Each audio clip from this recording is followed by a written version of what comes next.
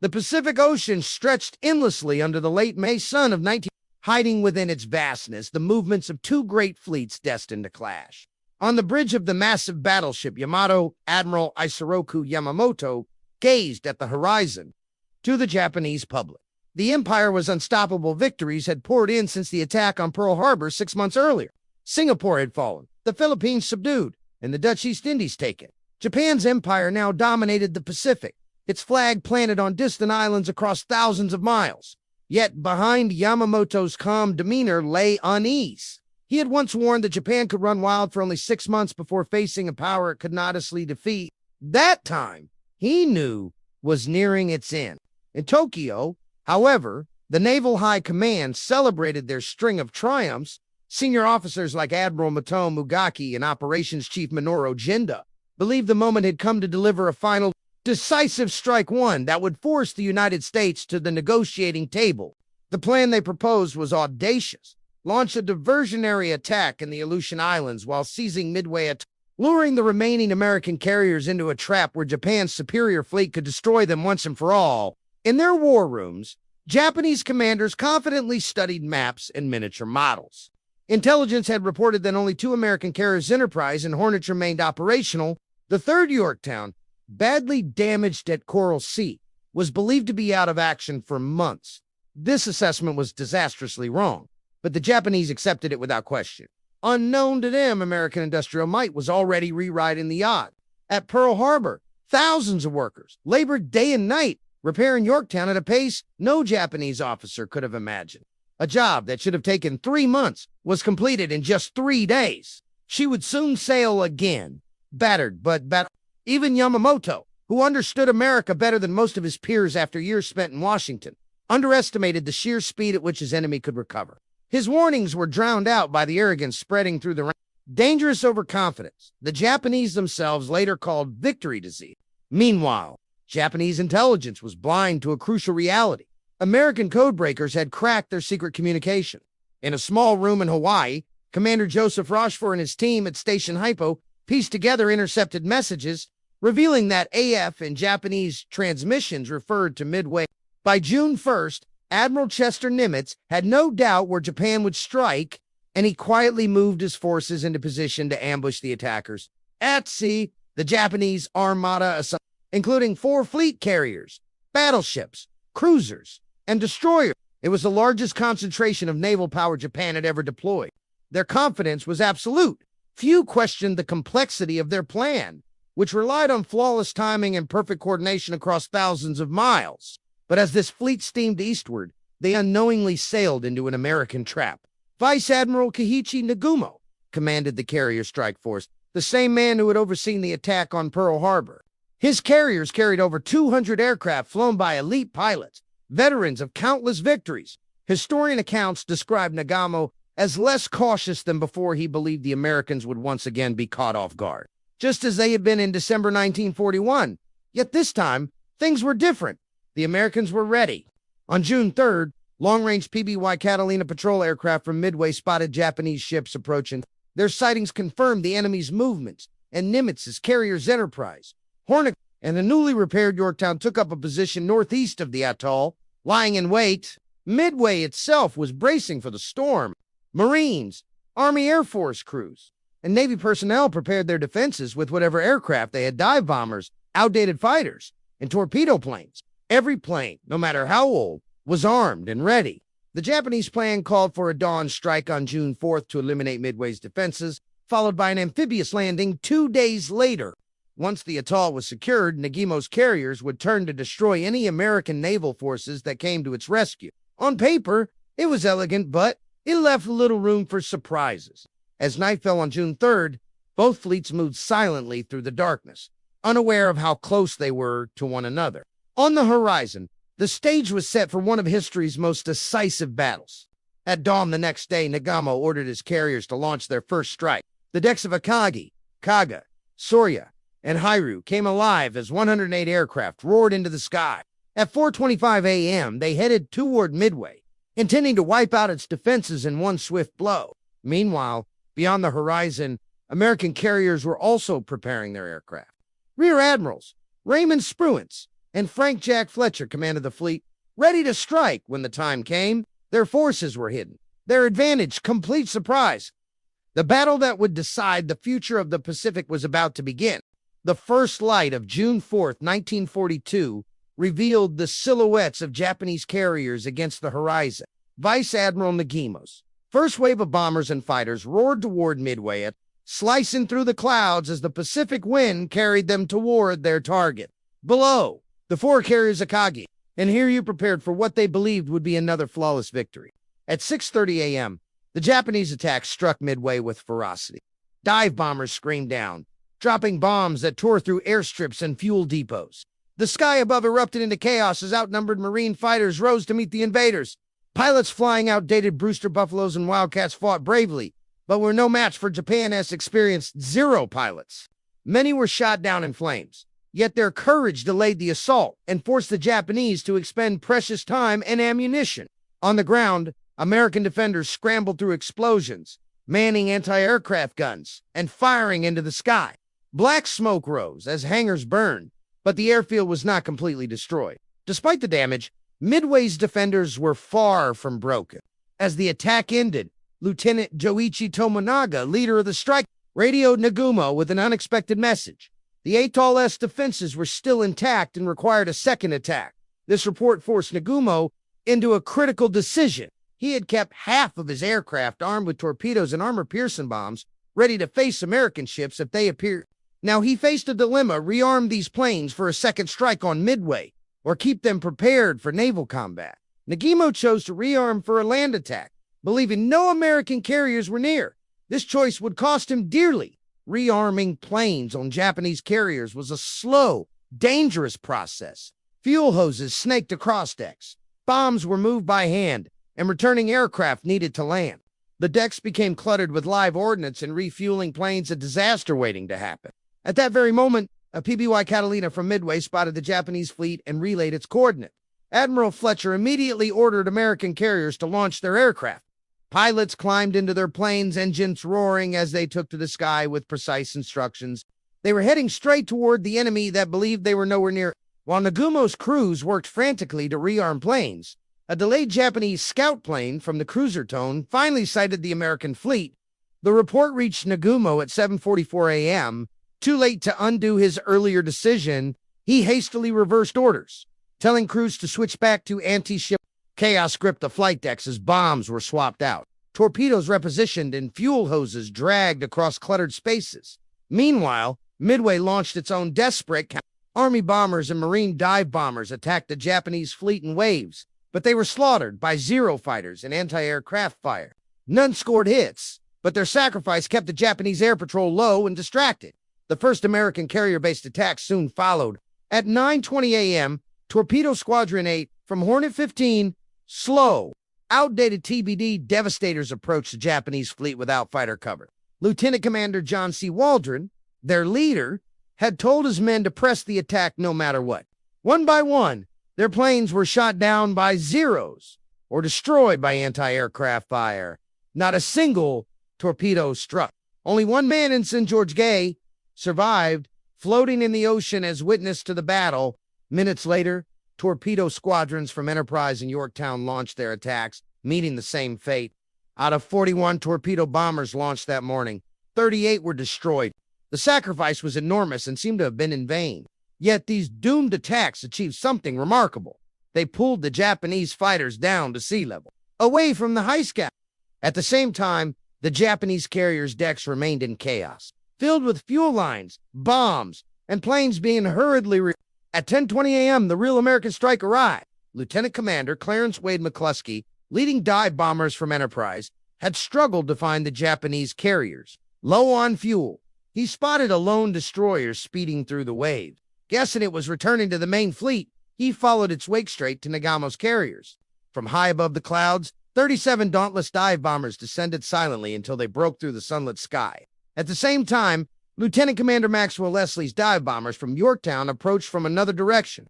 The Japanese fleet was caught completely off guard. Their fighters were too low to intercept, and the decks were covered with volatile fuel and ammunition.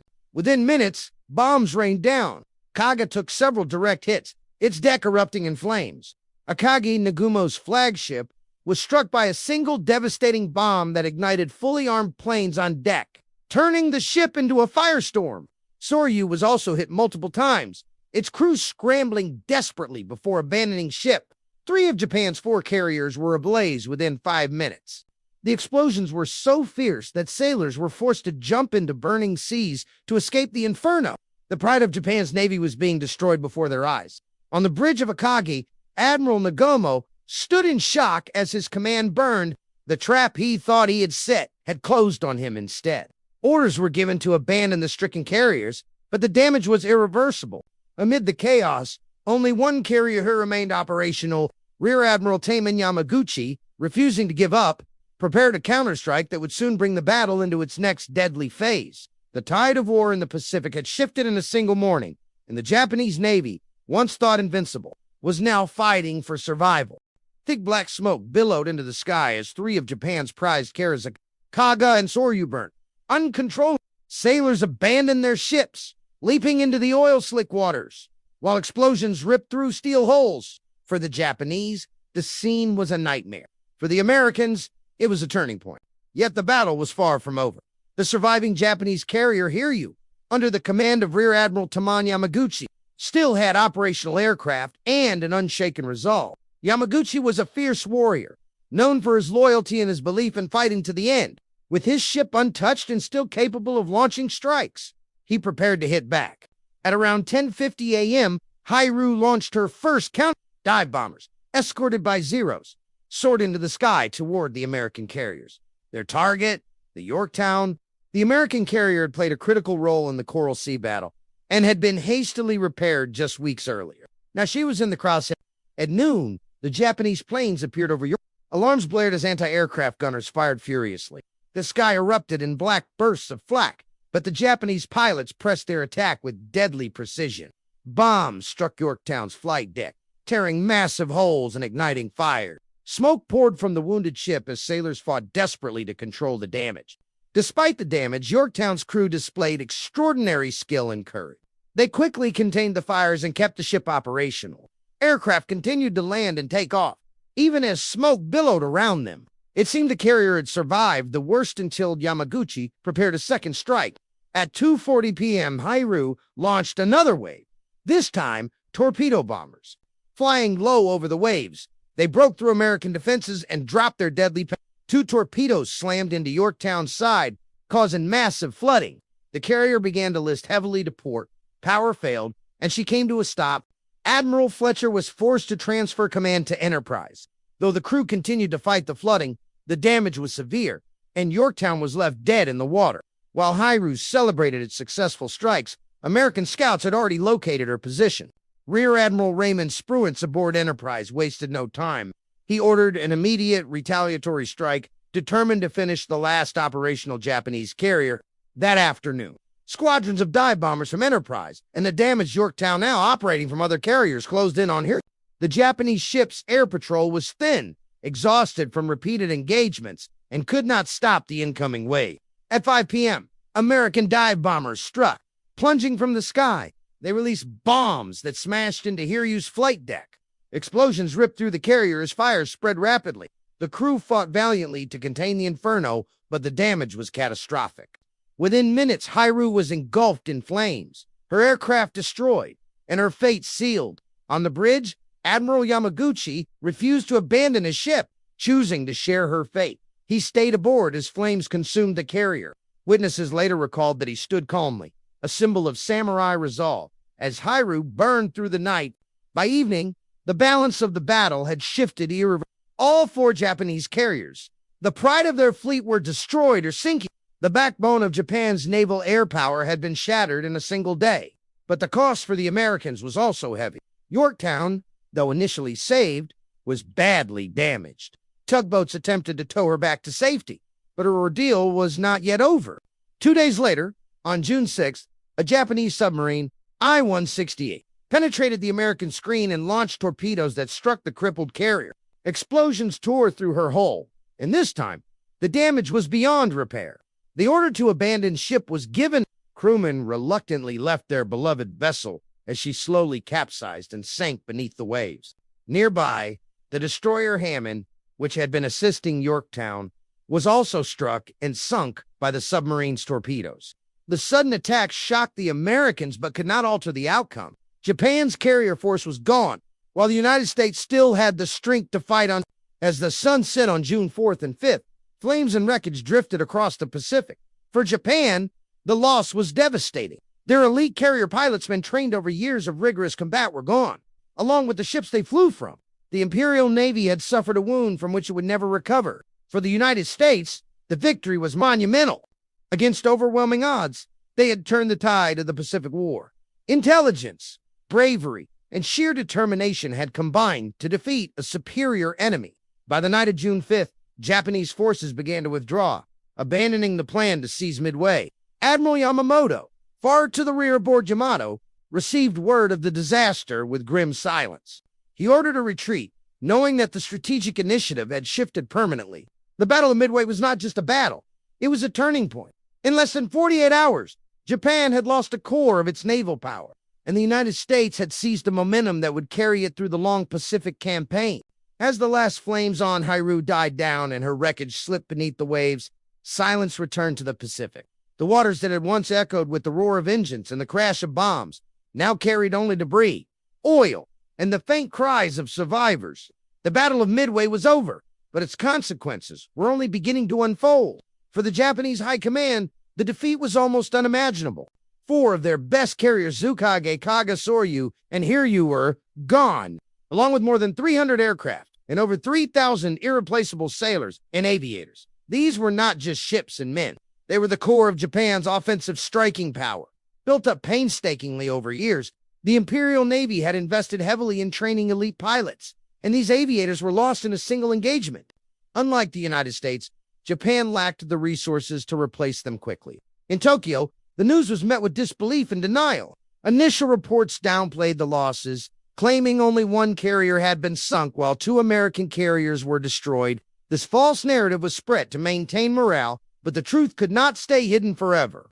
The psychological shock rippled through the Japanese command structure. Admiral Yamamoto, the mastermind behind the operation, had predicted that Japan could run wild for 6 months, but no longer. Midway confirmed his fears. He had understood American industrial strength better than most of his peers, having studied in the United States, but even he had underestimated the speed at which America could recover and respond. His own strategic vision, too, lured the U.S. fleet into a decisive battle, and destroy it had collapsed. The loss of Midway also shattered Japan's illusion of invincibility. Before this battle, Japanese forces had swept through Asia and the Pacific, seemingly unstoppable. Now, that aura was gone. Historian Gordon Prange later described Midway as the moment when the samurai sword was broken. Meanwhile, in Washington and Pearl Harbor, the mood was entirely different. The victory was celebrated as a triumph of intelligence, planning, and courage. The U.S. Navy's codebreakers, particularly those at Station HYPO, led by Joseph Ross, had provided critical information that allowed Admiral Chester Nimitz to set a perfect trap. Their work demonstrated how information could be as powerful as weapons in modern warfare. The battle also validated the American doctrine of carrier warfare. Unlike the Japanese, who still kept their fleet commander far behind with the battleships, the Americans concentrated power in their carriers and used them aggressively. This shift in naval strategy would define the rest of the war. Though the United States had also suffered losses, most notably the carrier Yorktown and the destroyer Hammond, these could be replaced. American shipyards were already producing new carriers at a pace Japan could not match. For every ship Japan lost, it took years to replace. For every ship, the U.S. lost replacements were already under construction. In the months following Midway, Japan's strategic situation deteriorated rapidly. The planned expansion into Fiji, Samoa, and beyond was abandoned. Instead of pressing forward, Japan was now forced onto the defensive. The next major confrontation would come just 2 months later at Guadalcanal, where American forces began the long, grueling, island-hopping campaign that would eventually bring the war to Japan's doorstep. The human cost of Midway weighed heavily on both sides. Survivors of the Japanese carriers recalled the chaos as fires raged and ammunition exploded. Many sailors chose to go down with their ships, unwilling to abandon their posts. Rear Admiral Yamaguchi, commander of Hiryu, famously refused to leave, choosing to die alongside his men. His final act became a symbol of honor in Japan, but it also highlighted the desperation and futility of their situation. For the Americans, the bravery of the torpedo bomber crews stood out. Their attacks had failed to score direct hits, yet their sacrifice had drawn Japanese fighter cover away, allowing dive bombers to strike decisively. Of the 41 torpedo bombers launched, only a handful returned, but their courage changed the course of the battle. Naval historian Samuel Eliot Morison later wrote that Midway was not just a victory of ships and planes, it was a victory of intelligence, courage, and timing. The American commanders had taken risks, and those risks paid off. As 1942 progressed, the tide of war continued to turn. The Japanese Navy never fully recovered from the loss at Midway. While they would continue to fight fiercely in battles like the Solomon Islands and the Philippine Sea, they were increasingly on the back foot. Their carriers, built after Midway, lacked experienced pilots, and their tactical edge was gone. By 1944, the difference was staggering. In the Battle of the Philippine Sea, often called the Great Marianas Turkey Shoot, American pilots shot down hundreds of Japanese aircraft with minimal losses. The once feared Japanese naval air power had been reduced to a shadow of its former self. The strategic consequences of Midway were profound. It halted Japanese expansion, shifted the initiative to the United States, and set the stage for an American offensive that would eventually reach the Japanese home islands. From this point on, Japan was fighting a defensive war, gradually losing territory and resources. Even after the war, Japanese leaders reflected on the battle with regret and sorrow. Many acknowledged that Midway was the point where victory became impossible. Admiral Nagumo, criticized for his decisions during the battle, later took his own life during the invasion of Saipan in 1944. Admiral Nagumo continued to lead until April 1943, when his plane was shot down in an American ambusha mission made possible by U.S. When Emperor Hirohito announced Japan's surrender in August 1945, the road to that moment could be traced back to Midway. The loss of 4 carriers and the cream of Japan's naval aviators had sealed their fate years earlier. For the United States, Midway became a symbol of resilience and determination. It demonstrated that even when outnumbered, careful planning, bravery, and intelligence could change the course of history. Admiral Nimitz would later call it the turning point in the Pacific War. Looking back, historians agree that Midway stands alongside battles like Trafalgar and Salamis as one of the most decisive naval engagements in history. In just a few minutes on June 4, 1942, the balance of power in the Pacific shifted forever. The battle's legacy endures as a reminder of how quickly fortunes can change in war, and how a single day can alter the destiny of nations.